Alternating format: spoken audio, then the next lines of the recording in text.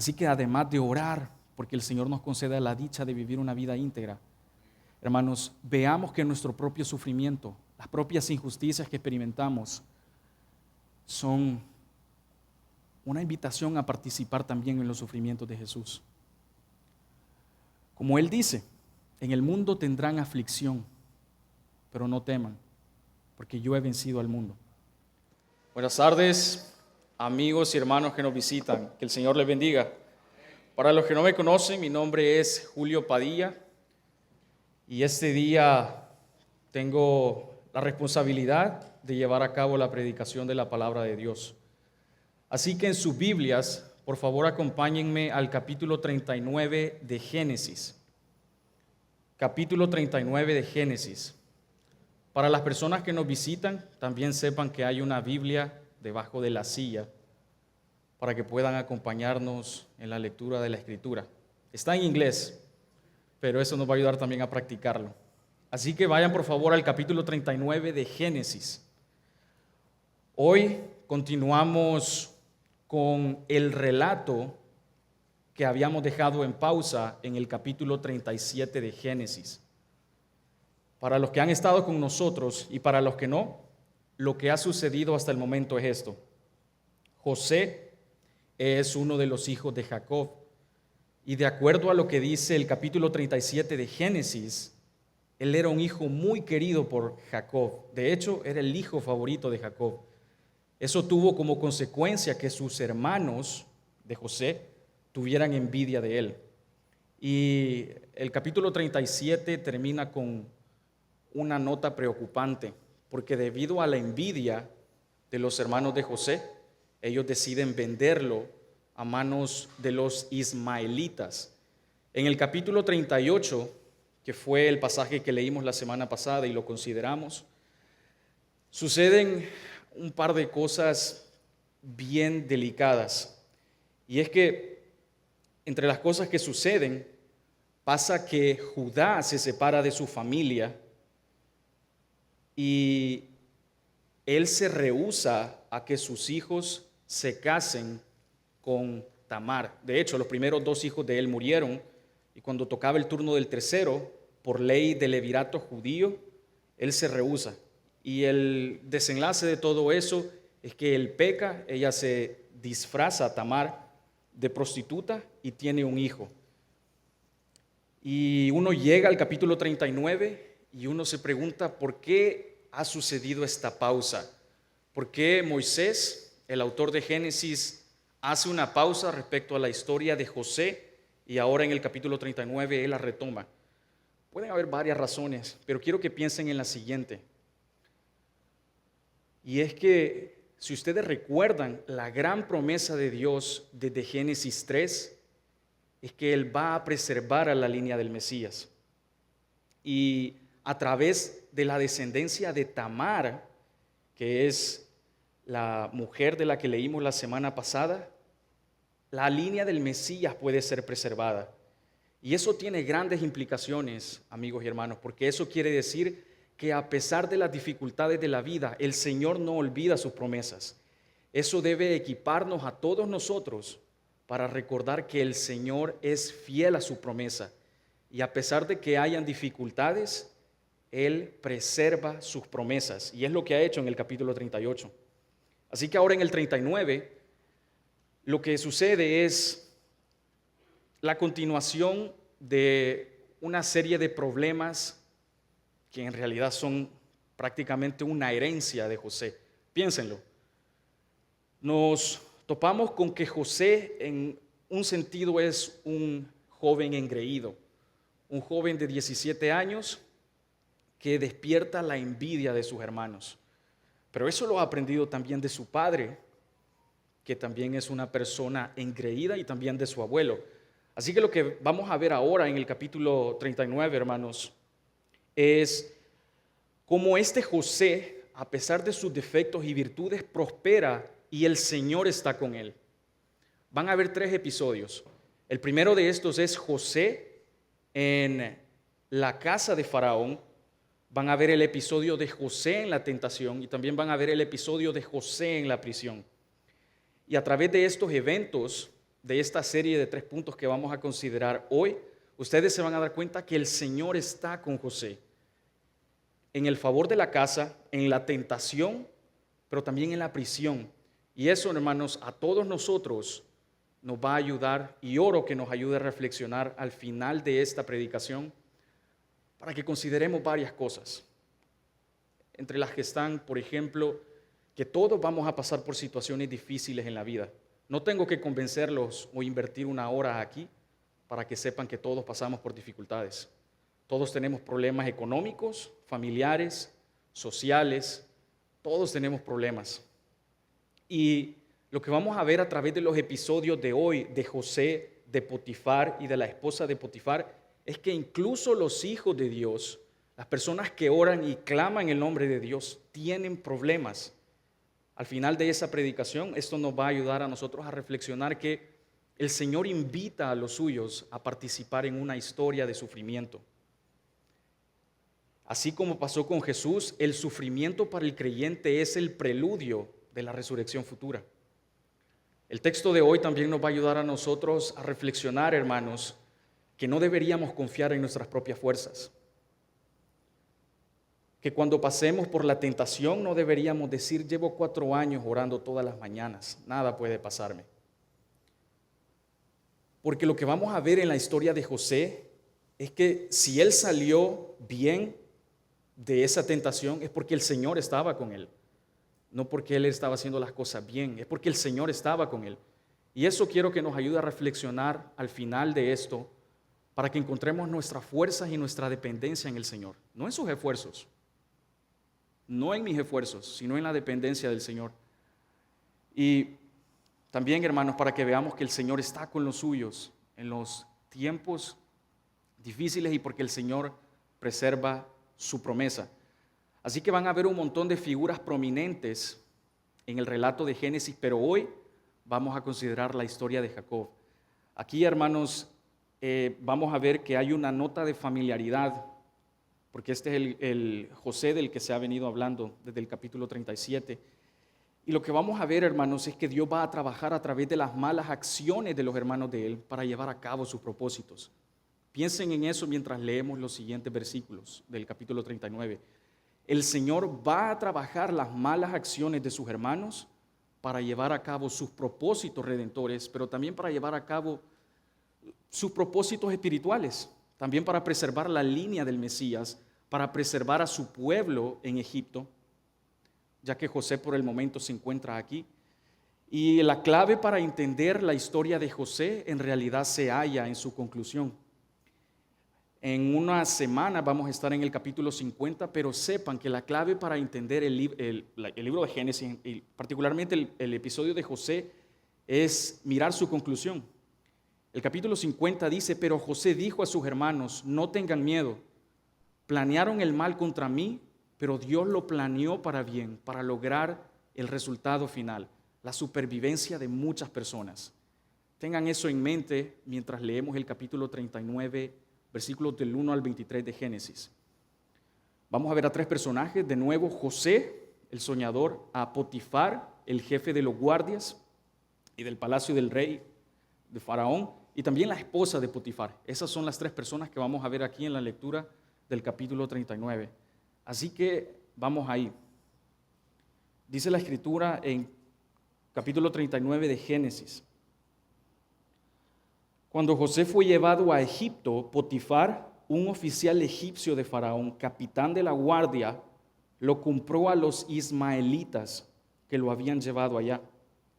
Pero el Señor estaba con José, que llegó a ser un hombre próspero y vivía en la casa de su amo, el egipcio. Vio su amo que el Señor estaba con él y que el Señor hacía prosperar en su mano todo lo que él hacía. Así José halló gracia ante sus ojos y llegó a ser su siervo personal. Y él lo hizo mayordomo sobre su casa y entregó su mano todo lo que poseía. Y sucedió que desde el tiempo que lo hizo mayordomo sobre su casa y sobre todo lo que poseía, el Señor bendijo la casa del egipcio por causa de José. La bendición del Señor estaba sobre todo lo que poseía, en la casa y en el campo. Así que todo lo que poseía lo dejó en la mano de José. y con él allí no se preocupaba de nada, excepto del pan que comía. Y era José de gallarda figura y de hermoso parecer. Sucedió después de estas cosas que la mujer de su amo miró a José con deseo y le dijo: acuéstate conmigo. Pero él rehusó y dijo a la mujer de su amo: estando yo aquí, mi amo no se preocupa de nada en la casa, y ha puesto en mi mano todo lo que posee. No hay nadie más grande que yo en esta casa, y nada me ha rehusado excepto a usted, pues es su mujer. ¿Cómo entonces podría yo hacer esta gran maldad y pecar contra Dios? Y ella insistía a José día tras día, pero él no accedió a acostarse con ella o a estar con ella. Pero un día que él entró en casa para hacer su trabajo y no había ninguno de los hombres de la casa allí adentro, entonces ella tomó a José de la ropa y le dijo: acuéstate conmigo. Pero él le dejó su ropa en la mano y salió huyendo hacia afuera. Cuando ella vio que él había dejado su ropa en sus manos y había huido afuera, llamó a los hombres de su casa y le dijo: miren, Potifar nos ha traído un hebreo para que se burle de nosotros. Vino a mí para acostarse conmigo, pero yo grité a gran voz. Cuando él oyó que yo alzaba la voz y gritaba, dejó su ropa junto a mí y salió huyendo afuera. Ella dejó junto a sí la ropa de José hasta que su señor vino a casa. Entonces ella le habló con estas palabras: vino a mí el esclavo hebreo que nos trajiste para burlarse de mí. Y cuando levanté la voz y grité, él dejó su ropa junto a mí y huyó afuera. Cuando su señor escuchó las palabras que su mujer le dijo: esto es lo que tu esclavo me hizo, se encendió su ira. Entonces el amo de José lo tomó y lo echó en la cárcel, en el lugar donde se encerraba a los presos del rey. Allí permaneció en la cárcel. Pero el Señor estaba con José. Le extendió su misericordia y le concedió gracia ante los ojos del jefe de la cárcel. El jefe de la cárcel confió en mano de José a todos los presos que estaban en la cárcel, y de todo lo que estaba allí se hacía él el responsable. El jefe de la cárcel no supervisaba nada que estuviera bajo la responsabilidad de José, porque el Señor estaba con él, y todo lo que emprendía, el Señor lo hacía prosperar. Esta es la palabra de Dios. Acompáñenme a orar, por favor. Padre eterno Dios,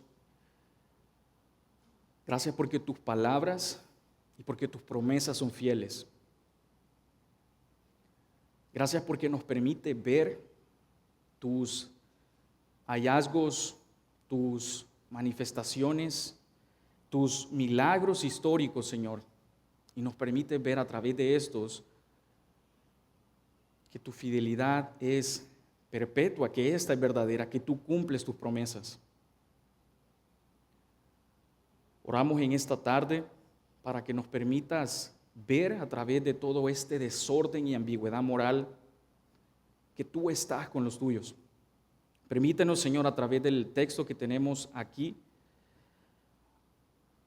a que podamos orar para que podamos experimentar tu presencia en los tiempos difíciles. Ayúdanos a recordar, Señor, que tú estás con nosotros. Recuérdanos los increíbles y abundantes recursos de tu gracia en Jesucristo. Permite, Señor, que veamos que tú cumples tus promesas, que tú prometes estar con nosotros en el sufrimiento, en los días difíciles, pero que tú también prometes estar con nosotros en la tentación. Permite que podamos salir de este tiempo fortalecidos, creyendo más en ti, creyendo que tú estás con nosotros en las buenas y en las malas. Pero también, Señor, que este recorrido de Génesis en el capítulo 39 nos permita ver a Jesús y de cómo todos nosotros necesitamos de Él. Ayúdame a mí a llevar a cabo, por favor, la exposición de tu palabra. Ayúdame, por favor, a ser fiel, a recordarme a mí primero lo que hoy vamos a aprender todos todos juntos. Todas estas cosas las pedimos y te damos gracias en el nombre de Jesús. Amén. Hay personas que miran el capítulo 39 de Génesis y piensan que este capítulo es un capítulo acerca de cómo superar la tentación. Y estoy seguro que todos hemos escuchado una predicación acerca del 39, mencionando que este pasaje habla acerca de cómo huir de la tentación, ¿verdad? Es un pasaje que se utiliza para eso, para mencionar qué es lo que hizo José para huir de la tentación. Y sacan pasajes y puntos pragmáticos acerca de eso.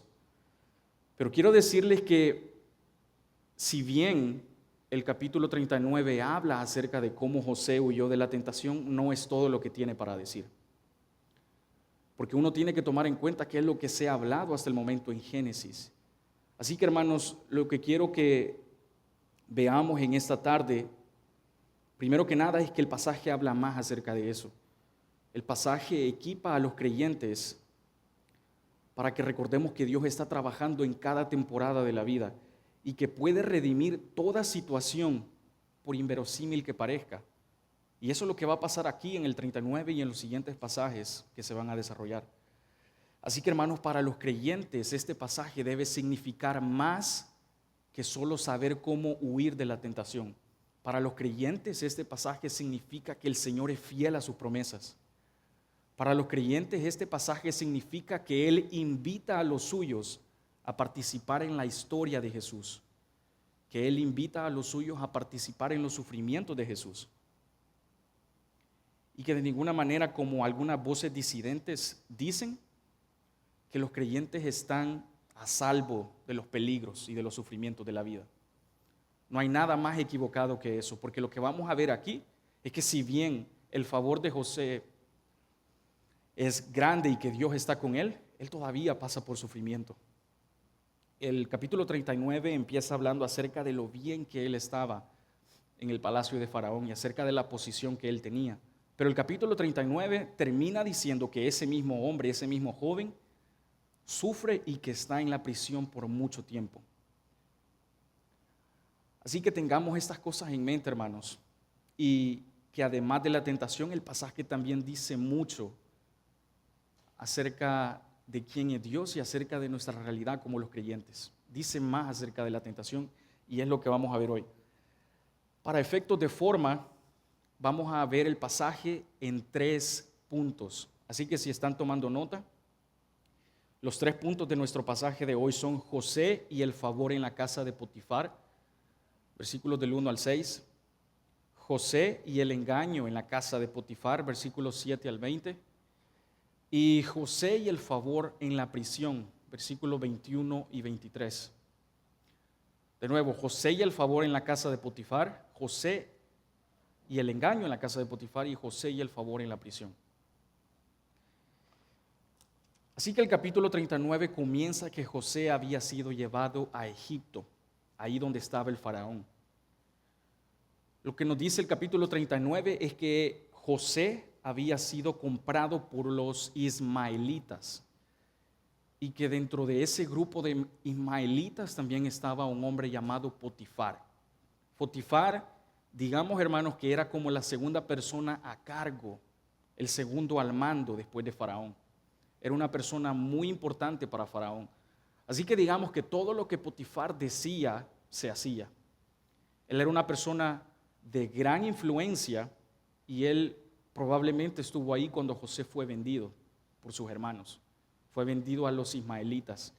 Y no pasó mucho tiempo hasta que José se ganara el favor de Potifar. No pasó mucho tiempo hasta que José se ganara el favor de los que lo rodeaban. Y este pasaje en los primeros versículos comienza hablándonos acerca de eso. Dice que este Potifar, quien era el capitán de la guardia de Faraón, estaba viendo el comportamiento de José y se estaba dando cuenta de la clase de joven que era. Miren, si bien él en varios episodios de su vida va a mostrarse como una persona engreída, como una persona de contrastes, él, sin embargo, siempre tiene el favor del Señor. Y él dice que se ganó el favor de Faraón y que el Señor estaba con él. Eso es lo que dicen los versículos 2 y 3. A pesar de la persona que él era, sepan que el Señor estaba con él. La presencia de él, hermanos, de hecho se va a conectar a lo largo de varios capítulos en el libro de Génesis, pero también en algunas partes de otros pasajes de la Biblia. Por ejemplo, en el Nuevo Testamento se refiere a José como la persona que fue utilizada y que fue vendida por los patriarcas.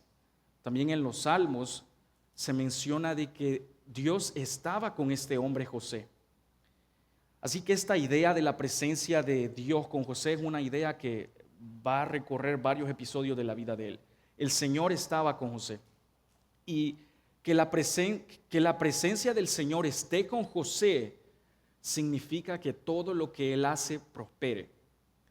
Pero quiero invitarlos a no tomar esa idea de manera tan pragmática, ni tan a la ligera. Porque que la presencia de Dios estuviera con él y que todo lo que hacía prosperara no es necesariamente entendida a veces en buenos términos. Porque hay gente que piensa que la presencia de Dios esté con nosotros significa que todo lo que toque es mío. ¿No han escuchado varias voces afuera que dicen eso? ¿Sí? Los hijos de Dios se caracterizan por ser personas poderosas, que arrebatan todo lo que toman. ¿Han escuchado eso? O que son personas que se manifiestan por ponerle la mano a cualquiera y curarlo. Nada puede estar más lejos de la realidad que eso aquí. Lo que es cierto es que el Señor estaba con él, pero eso no es una garantía de prosperidad material. Ni lo era para José, ni lo debe ser para nosotros. La bendición para José, como también debe ser la bendición para los creyentes, se refiere a términos espirituales, que el Señor está con él en los tiempos difíciles, en los tiempos de duelo, pero también en los tiempos de bonanza. Como dice el salmista, que aquellos que confían en el Señor serán como árbol que está firmemente plantado junto a corrientes de agua, que dan su fruto a tiempo y que su fruto nunca se marchita y que todo lo que hace prosperen. Así que el autor Moisés se refiere a José como que contaba con el Señor, con el favor del Señor, no se refiere a términos materiales, se refiere a que estaba con él en las buenas y también en las malas. Y el tema del favor de José, como les he comentado, es un tema que recorre varios episodios de la vida de él. Y es un patrón que también está presente en la vida del pueblo. Piensen, varias veces el pueblo de Israel se encontraba en situaciones difíciles con sus amigos. En varios episodios ellos anduvieron errantes. Pasaron por hambre, pasaron por pestilencias, pasaron por tiempos difíciles. Y la Biblia, a la par de esa descripción, también menciona que el Señor estaba con ellos. Así que esa es una nota, hermanos, que está presente para aquellos que confían en el Señor. Si hoy se encuentran, y estoy seguro que todos nos encontramos en situaciones difíciles, hoy sepan que el Señor está con ustedes, está con nosotros, está cerca de aquellos que claman su nombre. Dense cuenta, hermanos, que el asunto de la tentación no es un asunto singular. El asunto del capítulo 39 es más amplio que eso. No es simplemente una guía para salir de la tentación. En realidad es un pasaje revelador porque nos permite ver que Dios estaba con José, no solo en la tentación, porque no ha sucedido todavía, sino también allí en los tiempos de bonanza. El Señor está con él. Y aquí se encuentra él, ahora bendecido por Potifar, este guardia de los ejércitos de Faraón. Y es gracias a este favor que en los capítulos siguientes se va a decir que José va a ser algo así como el conducto, el medio a través del cual las bendiciones de Dios se extienden a su pueblo.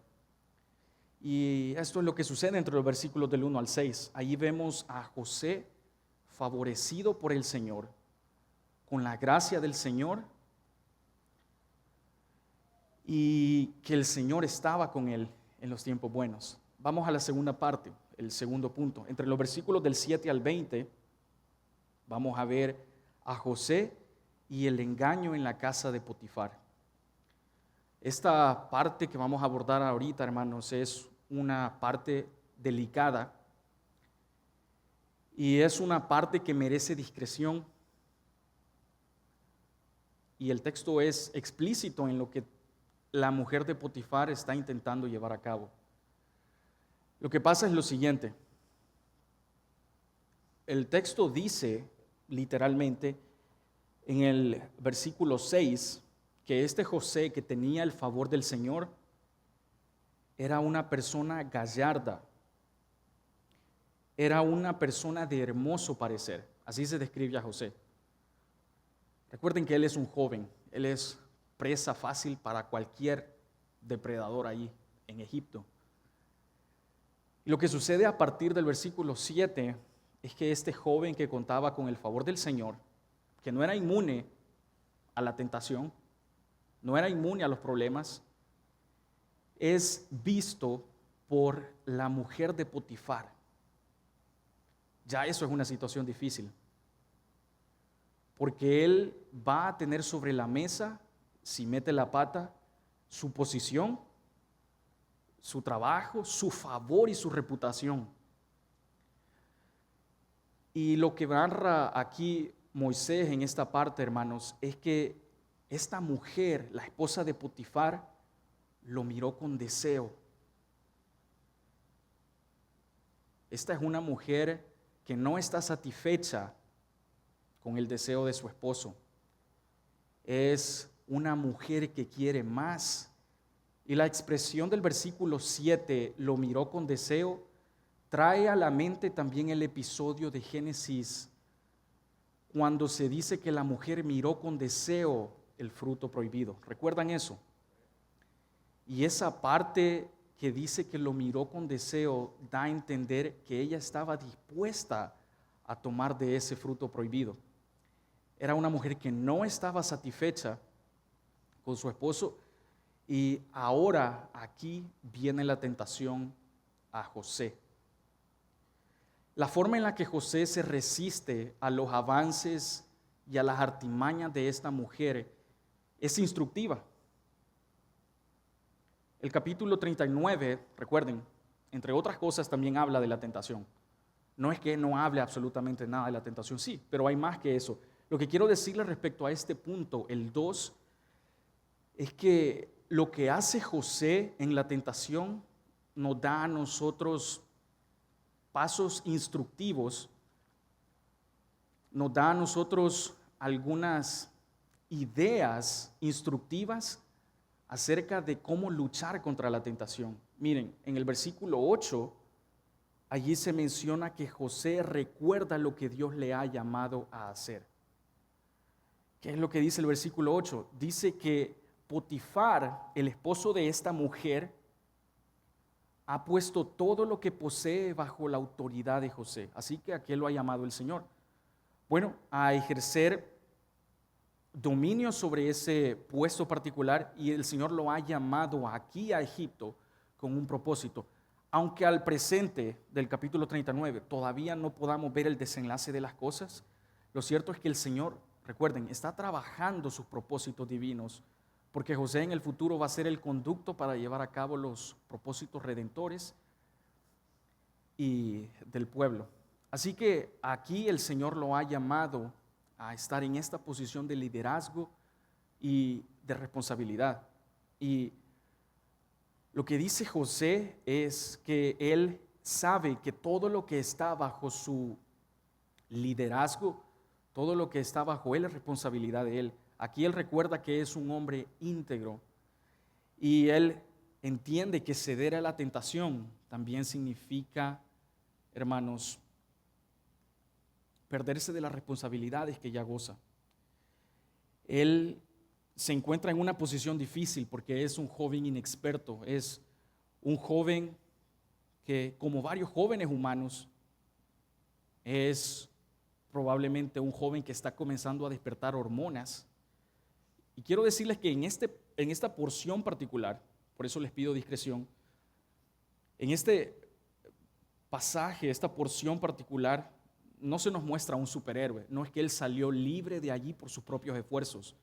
Él no es el héroe de las tentaciones, es simplemente que el Señor le da fuerzas, y recuerden, el Señor está con él en la tentación, pero de todas formas él es humano, él tiene deseos y se encuentra aquí en una situación difícil.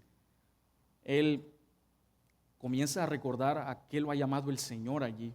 Y en el versículo 9 se dice a qué lo ha llamado Dios a hacer. Dice el versículo 9, nadie en esta casa es más grande que yo. Él basa su no, a decir no a la mujer, a recordar quién es. El Señor lo ha llamado allí a ejercer su liderazgo con autoridad y también con integridad.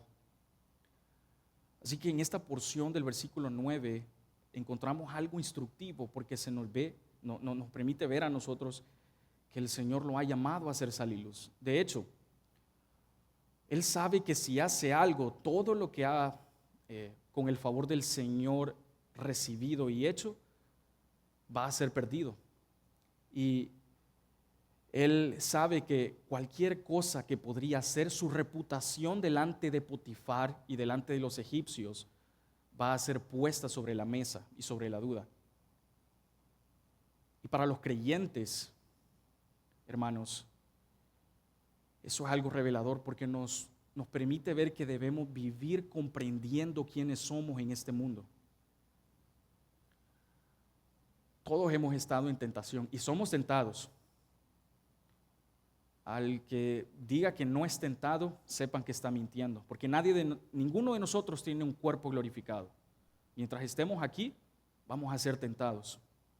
Y para los creyentes esto es revelador, como les comento, porque nos permite pensar a nosotros que debemos actuar conforme a la realidad de quienes somos y debemos mostrarnos al mundo bajo la nueva realidad de quienes nosotros somos en Jesús. José reconoce en este punto, hermanos, que ha pasado de ser un esclavo de baja categoría a ahora tener autoridad y es un líder con autoridad allí en la zona de Egipto. Y no es eso cierto también para los creyentes. Hemos pasado de ser esclavos del pecado ahora a ser llamados hijos de Dios. Esto, hermanos, debería permear la forma en la que vemos la tentación. Porque como algunas de las acciones de José nos recuerdan, nosotros también debemos recordar qué nos ha llamado Dios a hacer en este mundo. Cuando venga la tentación, y sepan que va a venir, recuerden quiénes son ustedes ahora en Jesús. Recuerden cuál es su nueva identidad en Jesús.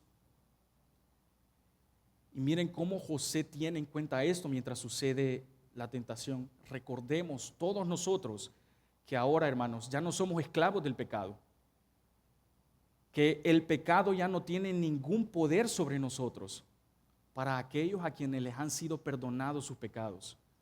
Para aquellos que ahora gozan de una nueva identidad, sus pecados son perdonados.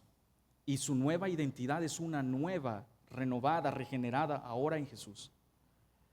Además, José, en otra parte del versículo 9, dice que él recuerda cómo Dios lo ha provisto. Él recuerda que el Señor le ha provisto, y él dice particularmente, le dice a la esposa de Potifar, que nada ha ocultado Potifar de él, excepto ella, porque es su esposa. El Señor le ha provisto de muchos recursos, le ha provisto de muchas cosas aquí en el palacio, y él tiene en cuenta esto. Y eso debe ser una realidad para nosotros, que el Señor nos ha provisto de muchas bendiciones celestiales, de muchas bendiciones espirituales para salir de la tentación, para poder decir que no, que el Señor nos ha provisto el poder de dominio propio y de decir que no cuando viene el pecado a nuestra vida. Y finalmente en esta parte también José recuerda cómo Dios ve el pecado.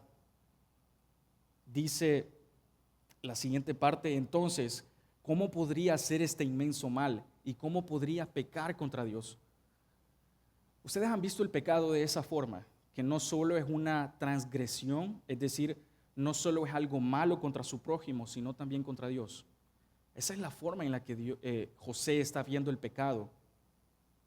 Él tiene en cuenta que el pecado no solo es una maldad contra el prójimo o contra nosotros mismos, sino que en primera instancia y más importante, todo pecado es una maldad, transgresión, abominación contra Dios.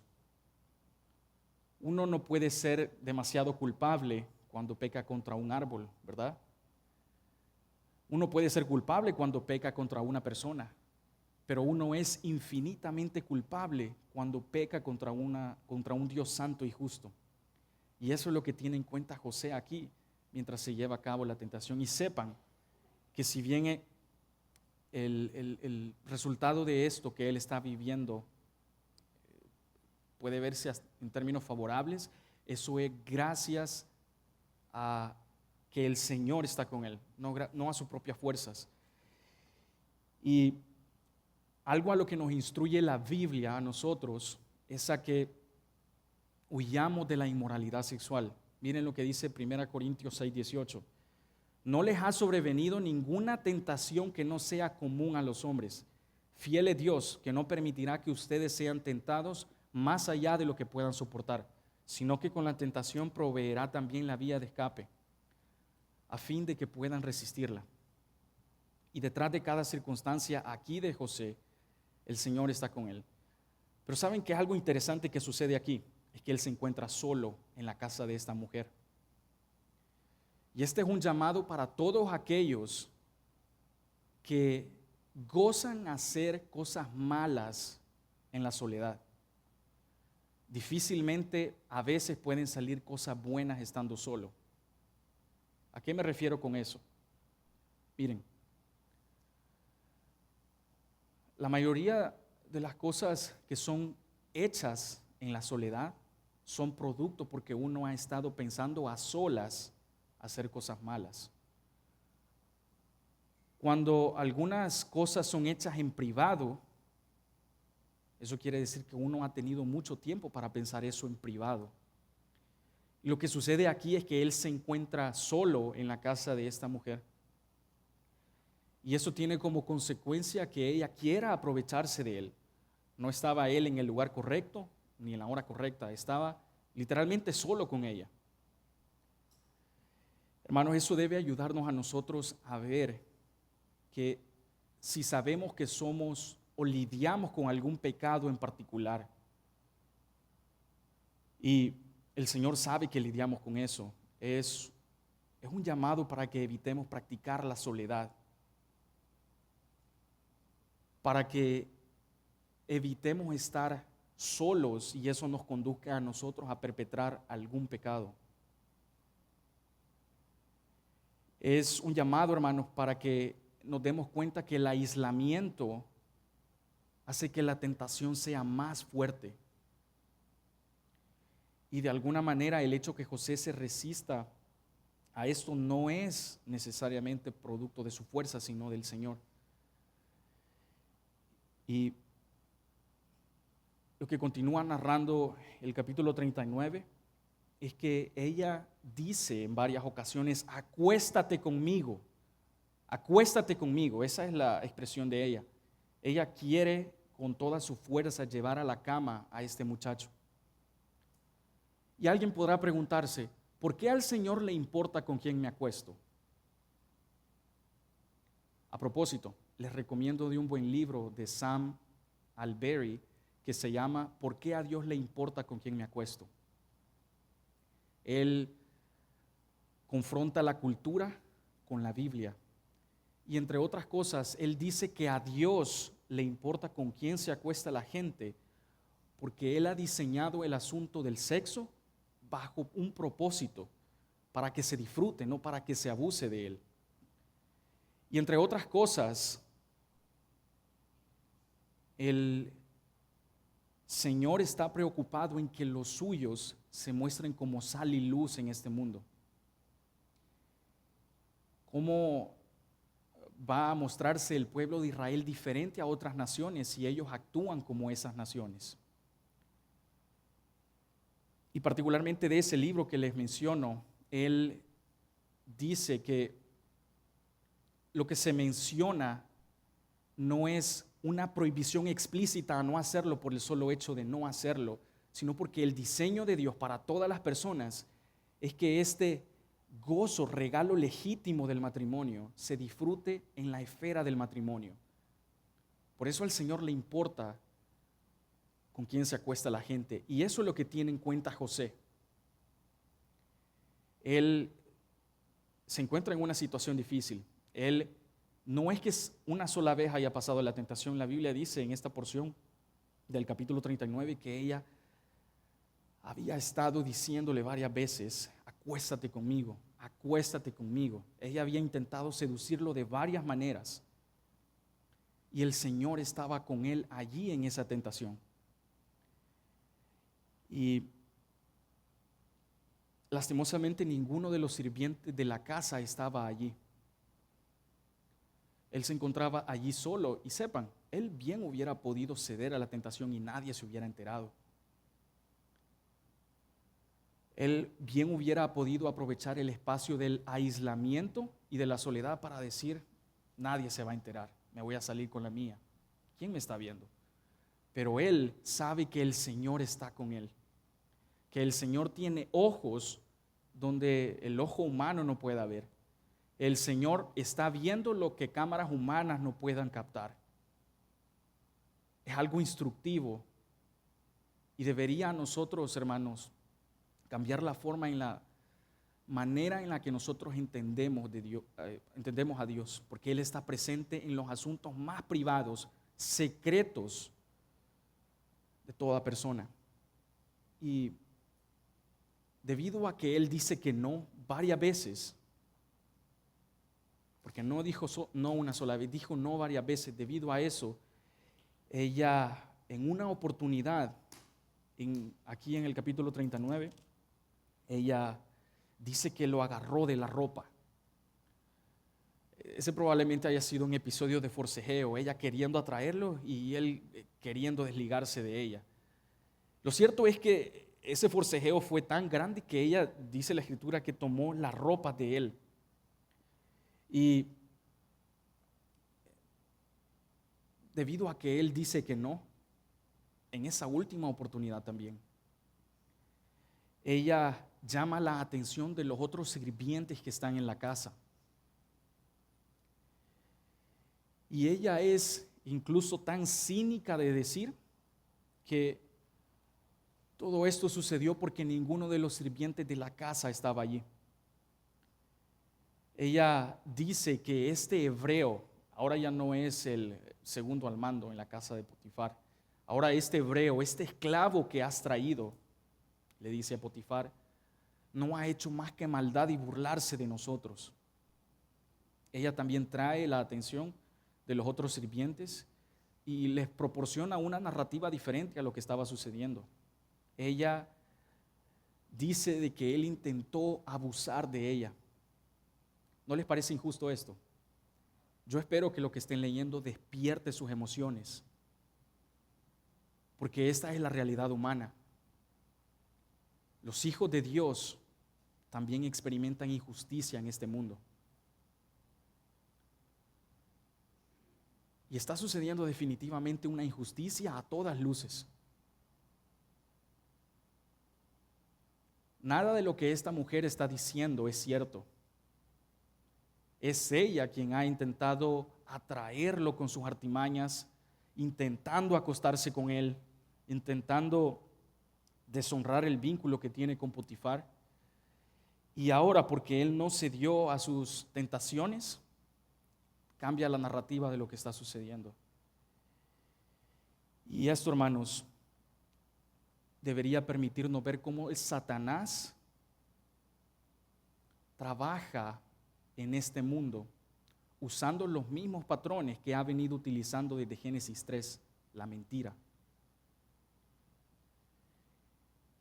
Deberíamos darnos cuenta a través de estas acciones y este episodio de la vida de José que Satanás continúa utilizando la mentira, continúa utilizando sus artimañas para que los hijos de Dios cedan a la tentación. Primera de Pedro 2, 11 y 2 dice: amados, les ruego como a extranjeros y peregrinos que se abstengan de las pasiones carnales que combaten contra el alma. Nos está hablando acerca de una manera de ver la vida cristiana, guerra. Mantengan entre los gentiles una conducta irreprochable, a fin de que en aquello que les calumnian como malhechores, ellos, por razón de las buenas obras de ustedes, al considerarlas, glorifiquen a Dios en el día de la visitación. Todo esto aquí en el punto 2, hermanos, nos permite ver que Satanás actúa con artimañas en nuestro mundo y él muy a menudo va a hacer que los hijos de Dios a través de sus artimañas, recuerden, este es un ser que ha estado haciendo esto por mucho más tiempo que cualquier nación existente, hacer que los hijos de Dios cedan a la tentación y a través de eso él lleva planes para que estos cedan a la tentación. ¿Y cuál es el resultado final de todo eso? El infierno. Cuando uno sabe que está en guerra, uno vive de manera diferente. ¿Ustedes se han dado cuenta que viven en guerra? ¿O la comodidad de la vida cristiana nos permite ver que estamos en paz? Miren lo que dice Pedro allí, que nos abstengamos de las pasiones carnales porque estas son un combate, son una guerra contra el alma. No han intentado hacerse la pregunta, ¿vivimos en guerra? Sí, vivimos en una guerra espiritual. Sepan que mientras estamos en este mundo y en este lado de la eternidad, vamos a experimentar guerra, oposición. Y por eso aquí Pedro dice que estas cosas combaten contra el alma. Así que, ¿cómo están viviendo su vida espiritual? ¿La ven en términos de guerra y resisten? ¿O la ven en términos de comodidad y ceden? Esa es una pregunta que solo nosotros podemos contestar. Pero que enfrentemos oposición o tentación no significa que estemos haciendo algo malo. Me explico. Hay una diferencia entre experimentar tentación y ceder a la tentación. Pecar, hermanos, es dejar de luchar contra la tentación. Cuando ustedes son tentados, ustedes no están pecando. Todos los creyentes experimentan no solo injusticia, sino también tentación. El pecado viene cuando hemos dejado de luchar y de resistir a la tentación. Y cuando Satanás tienta, él muy a menudo dice, eres un hipócrita. Los verdaderos creyentes no experimentan tentación. Él muy a menudo dice, tú estás loco por eso que estás a punto de hacer, pero no lo he hecho. Pero esas son las artimañas que él utiliza. Recuerden cuando se vean en situaciones de tentación, recordar que el Señor nos llama a resistir a la tentación y a ver la vida cristiana como eso. Porque Satanás utiliza este juego de palabras para hacer que los creyentes cedan, pequen. Por ejemplo, piensen en una señora que está en la casa y que esta señora está sucia porque ha estado limpiando la casa todo el día. Y viene su sobrina que viene de jugar del parque y está sucia también. Y faltan más o menos 30 minutos para ir a la iglesia. Y la sobrina le dice, tía, ¿puedo darte un abrazo? Y ella dice, bueno, está sucia, yo estoy sucia, ¿qué mata? Ven a darme un abrazo. Pero si la tía estuviera limpia, lo más probable es que la tía le diga que no a la niña que está sucia, porque ella sabe que está limpia. ¿Saben qué es lo que sucede? Que a veces nosotros, por experimentar tentación, no por ceder a la tentación, por experimentar tentación pensamos que ya estamos sucios. Y esas son las artimañas de Satanás. Hacernos ver que experimentar tentación es sinónimo de pecar. El Señor llama a los suyos a no ceder, a resistir a la tentación. El diablo, hermanos, sepan que nos hace sentir sucios por el simple hecho de experimentar tentación. Pero ¿qué es lo que hace José en este punto? ¿Y qué es lo que nos llama el Señor también a través de las palabras de Pedro? A que resistamos, a que combatamos y a que veamos nuestra vida cristiana como una guerra. Que uno es más propenso a ensuciarse cuando ya está sucio. Esas son las artimañas de él. Pero veamos esto, hermanos, como una forma de que el Señor también está con nosotros en la tentación. El Señor estaba con José aquí en la tentación. Y que él haya salido, digamos, bien de esto, recuerden, no es por la fuerza de él, es por la gracia del Señor. Y ahora, en la última parte, entre los versículos del 1 al 23, lo que vemos es a José ahora en la prisión.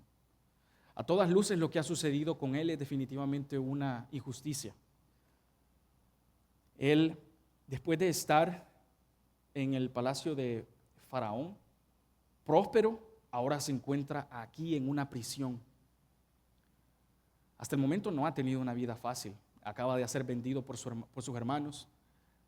Ahora experimenta tentación y eso hace que vaya a la prisión por no ceder a la tentación.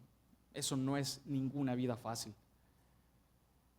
Y aquí el Señor utiliza la vida de José para continuar llevando a cabo sus propósitos divinos. Aquí se encuentra José entre los versículos 21 al 23, llevado a la cárcel. Miren lo que dice el autor en los versículos 21 al 23.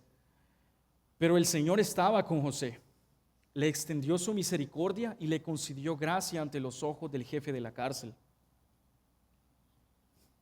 El jefe de la cárcel confió en mano de José a todos los presos que estaban en la cárcel, y de todo lo que allí se hacía, él era responsable. El jefe de la cárcel no supervisaba nada que estuviera bajo la responsabilidad de José, porque el Señor estaba con él y todo lo que él emprendía, el Señor lo hacía prosperar. Repetidamente a lo largo de la Biblia se ven episodios donde a los hijos de Dios se les concede el favor de los que les rodean, tanto individualmente como también de manera colectiva, como va a pasar en la vida de José. A nivel colectivo, hermanos, lo que sucede con el comportamiento individual de José es que el Señor va a utilizar esta situación para llevar a cabo un propósito más grande y colectivo en los siguientes capítulos que tenemos delante.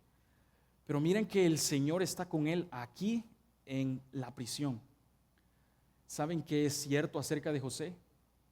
Que a pesar de sus defectos y virtudes, él es una persona que busca la integridad. Si a alguien en el palacio de Faraón le preguntaran quién es José, probablemente le dirían que él era un joven ejemplar. Ojo, de ninguna manera superior o igual a Jesús, pero definitivamente un joven ejemplar. Un joven que a pesar de su corta edad, él es una persona respetuosa, es una persona trabajadora y es una persona que vive su fe impactando a los demás. ¿Qué dirían en el trabajo de ustedes si les preguntaran mañana? ¿Qué dijeran de nosotros en el trabajo? ¿Que somos holgazanes? ¿Que procrastinamos trabajo? ¿Que somos personas que buscan hacer el bien o sembrar chisme? ¿Que somos personas que se unen a bromas pesadas o que son personas que confrontan el mal con el bien? ¿Qué dirían acerca de nosotros si mañana en el trabajo se nos preguntara por nosotros? O si Sublime Gracia quiere hacer una investigación exhaustiva en el trabajo, ¿qué dirían, hermanos? ¿Qué dirían de nosotros? Lo que sucede con José es todo lo contrario. Él es un joven ejemplar. Él es una persona que vive su fe, no solo de manera racional, sino de manera vívida. Él quiere hacer obvio que el Señor está con él. Él quiere hacer su fe obvia en su trabajo. Él aprovecha conversaciones pequeñas en el palacio y probablemente también aquí en la prisión para darle a entender a los demás que Él es un hijo de Dios. Eso es también instructivo, porque somos de las personas que se opacan, avergüenzan de su fe y no quieren que nadie sepa, o son de las personas que intencionalmente buscan crear relaciones para hablar acerca de las maravillas, de las gracias, de las bondades del Señor. No pasó mucho tiempo hasta que José, ahora en la prisión, se gane el favor también del oficial que está ahí. Él, como dice aquí Moisés en los versículos finales, él ahora, debido al favor del Señor, a la gracia del Señor, él se había convertido en la persona que supervisaba todo lo que estuviera bajo su responsabilidad allí en la cárcel. Y el capítulo 39 termina diciendo que todo lo que él emprendía, el Señor lo hacía prosperar.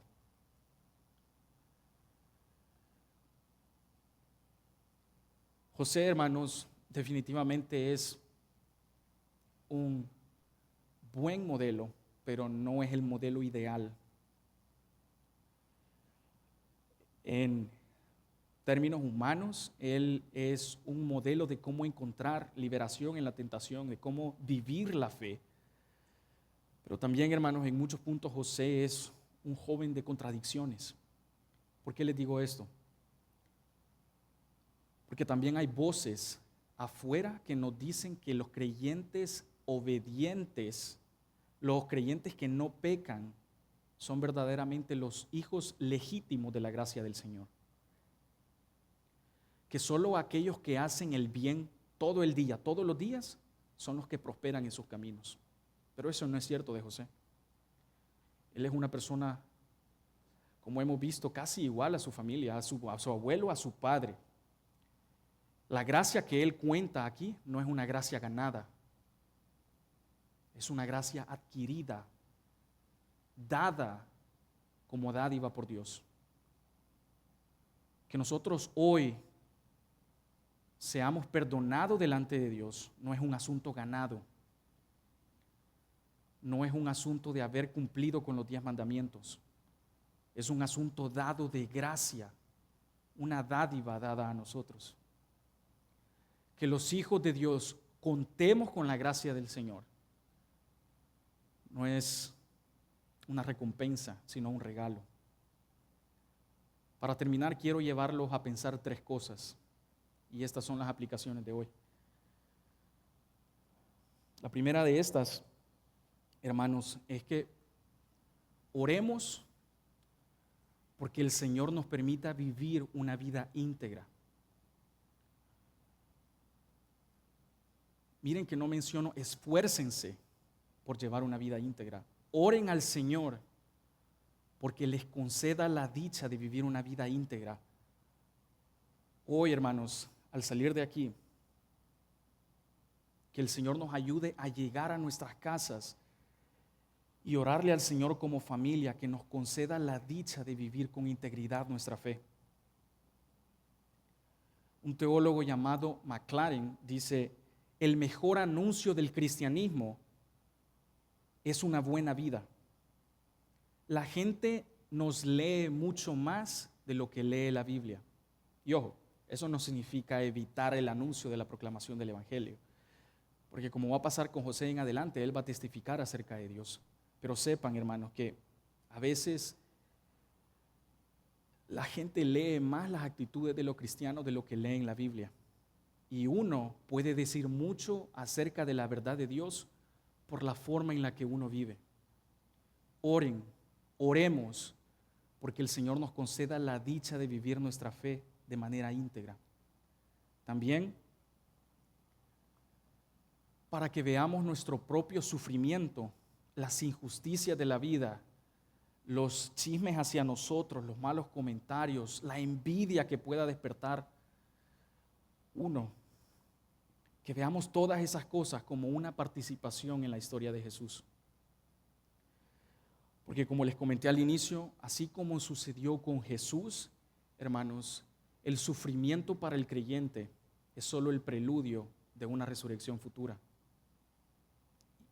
Digo esto porque hay también voces que hoy enseñan que si alguien tiene suficiente fe y si uno es suficientemente piadoso, entonces no va a experimentar dificultad, problemas, y que esa persona no va a ser objeto de sufrimiento. Pero esa es una falsa enseñanza. Hay otro teólogo que comenta, llamado Bowes, dice que no hay ningún lugar en la Biblia de cuya historia tengamos un registro prolongado que no haya sido llamado a soportar problemas de alguna forma. De hecho, con mucha frecuencia, los santos más eminentes fueron juzgados. Aquellos que fueron llamados a servicios importantes generalmente fueron entrenados a través de la escuela de la aflicción. Y esto es también lo que Jesús promete a los suyos. Así que además de orar, porque el Señor nos conceda la dicha de vivir una vida íntegra, hermanos, veamos que nuestro propio sufrimiento, las propias injusticias que experimentamos, son una invitación a participar también en los sufrimientos de Jesús. Como Él dice, en el mundo tendrán aflicción, pero no teman, porque yo he vencido al mundo. Y por último, hermanos, después de lo que hemos visto, oremos porque el Señor nos recuerde que Él está con nosotros. Es una equivocación orar, Señor, por favor muéstrate presente en esta situación, o por favor revélate en esta situación particular. Él ya está presente. Él no necesita súplica de nadie para estar presente. Oremos en cambio para que el Señor nos recuerde que Él esté con nosotros en las situaciones más difíciles y terribles de la vida. Porque no hay un pozo lo suficientemente profundo como para que Él no pueda llegar. Así que, hermanos, ¿alguna vez han considerado orar porque el Señor les recuerde que Él está con ustedes? ¿Alguna vez han considerado orar porque experimenten la gracia y el favor del Señor? ¿Alguna vez han orado porque el Señor les recuerde los increíbles y abundantes recursos de su gracia en Jesucristo? Si no, les invito a hacerlo hoy y que pensemos en estas cosas. Hoy, cuando lleguemos a casa, que como familia oremos, individualmente oremos, porque el Señor nos ayude a vivir nuestra fe de manera vívida, porque nos permita ver nuestra vida como una invitación a participar en los sufrimientos de Jesús, pero también para que nos recuerde de su gracia y de los recursos de su gracia a través de Jesús. ¿Se unirían conmigo a esa oración? Oremos. Padre eterno de la gloria, gracias, Padre, por darnos la oportunidad de ver la vida de José y también por permitirnos ver que tú no solo estabas con él en el palacio, cuando él disfrutaba de tiempos bonantes, de mucha bonanza, sino porque también tú estabas con él en la tentación y particularmente en la prisión. Padre, hoy oramos para que nos recuerdes que tú estás con nosotros. Que nos recuerdes que tú ya estás en control de las cosas. Que no necesitemos orar para que tú tomes el control. Tú ya tienes el control. Por favor, recuérdanos de la gracia de tu Hijo, de los increíbles y abundantes recursos que tenemos en la gracia de tu Hijo. Que nos permitas experimentar nuestra dependencia hacia ti en la medida que somos tentados en este mundo. Que nos ayudes a confrontar con tu palabra las artimañas de Satanás, que solo quieren que nosotros cedamos a la tentación. Padre, permite que hoy experimentemos tu perdón en términos bíblicos y no en términos emocionales. Que porque tu palabra dice que hemos sido perdonados, nosotros lo creamos, no porque lo sintamos. Si bien a veces no vamos a experimentar emocionalmente tu perdón, por favor ayúdanos, Señor, a aferrarnos a tu promesa, a tu palabra, de que todos aquellos que confiesan sus pecados son perdonados. Y también oramos para que nos recuerdes, Señor, para que nos ayudes a vivir una vida íntegra, que seamos sal y luz en este mundo y que impactemos a nuestro entorno con la eternidad. Todas estas cosas las pedimos y te damos gracias en el nombre de Jesús. Amén.